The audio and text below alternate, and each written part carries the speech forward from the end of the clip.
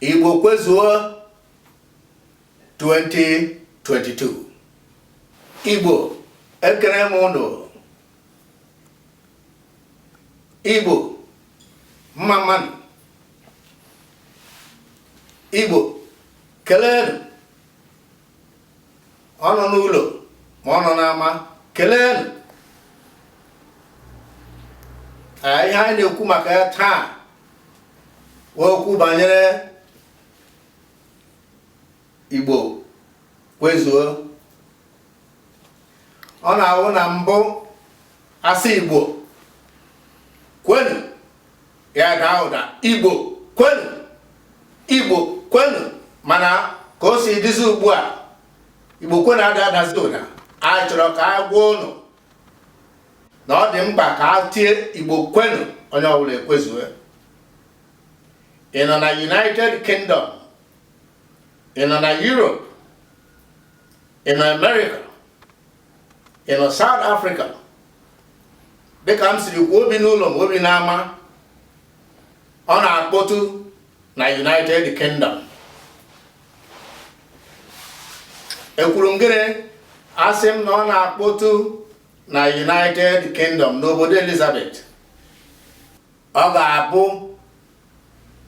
n'ụbọchị ọnwa 7 gbaa mkpụrụ ụbọchị 23. A ga-agwazi unu mbe na ahụ nke ewe oke. Unu anwụchila anwụchu, nwoke na nwaanyị biri, okoro biri, agbọrọ biri. N'ụbọchị ahụ a ga-enwe ihe mmemme ndị dịgasị iche iche, nke kasịsị nke a ga-agba mgba. Unu mara maka ekere mgba ọ ga-eme. Ya ka m ji si unu na a ga-enwe mmemme dị iche, egwuregwu dị iche iche. Ndị nta akụkọ ga-abịakwa wee na-eme ka ejiri mara ha. A ga-enwe ndị ga na-akpara anyị ụgbụgbọ, na-akpa anyị amụ, bekee na-akpọ comedians.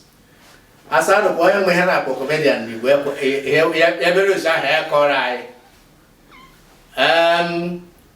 Anyị ga-enwe mmanwụ dị ihe ọbụla dị iche iche, kwado na akwado bịa. Ọ ga-arị mkpa ihe anyị ji eme ka anyị gwa ụmụ anyị mụrụ n'obodo na maka anyị ejisi ike ha gbanarị anyị, ka anyị gwa ha ebe echi, ka a mara ha ebe echi.